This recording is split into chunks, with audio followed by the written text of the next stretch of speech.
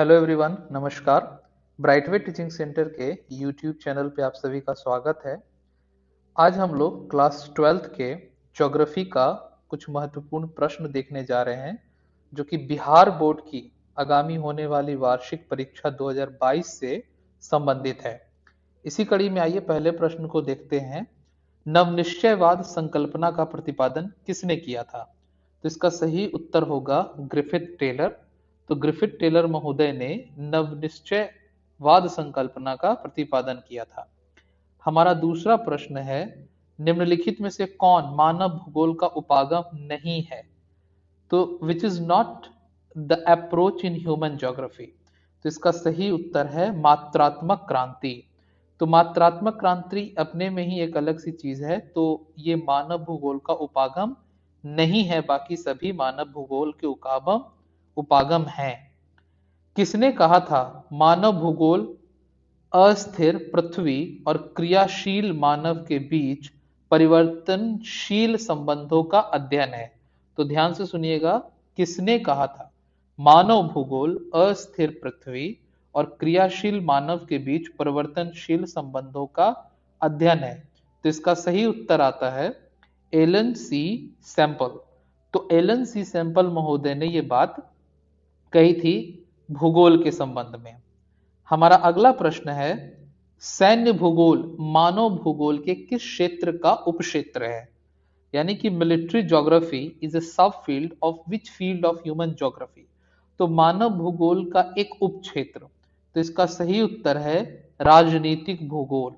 तो राजनीतिक भूगोल सैन्य भूगोल का एक उपक्षेत्र है। तो हमने 4 प्रश्न कर लिए। हमारा अगला महत्वपूर्ण प्रश्न है, निम्नलिखित में से कौन क्षेत्र सघन जनसंख्या वाला क्षेत्र है? मतलब वो क्षेत्र जहां पर पॉपुलेशन जनसंख्या बहुत ज्यादा है।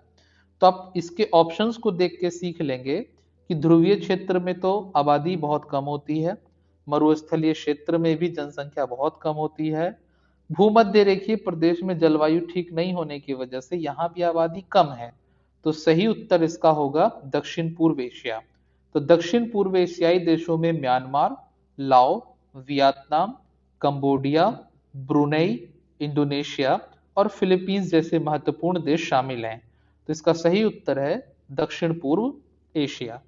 हमारा अगला प्रश्न है, निम्नलिखित में कौन जन स्थानांतरण का प्रतिकर्ष कारक नहीं है?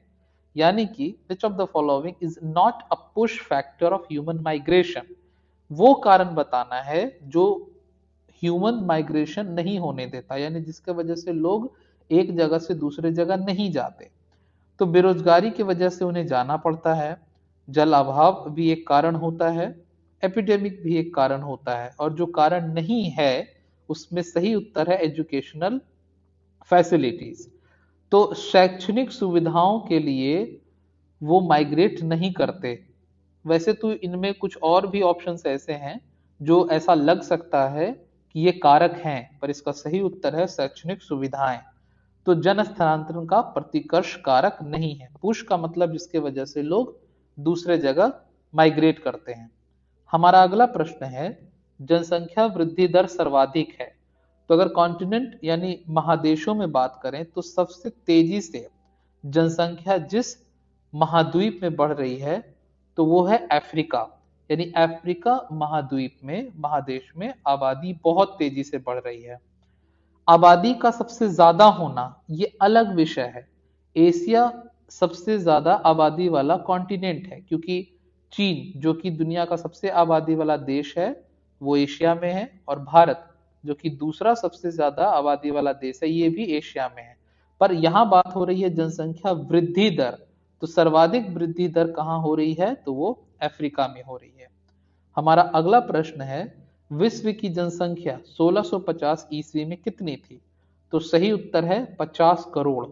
तो पूरे विश्व की आबादी 50 करोड़ थी 1650 में। अभी ये 700 करोड़ से भी अधिक हो चुकी है।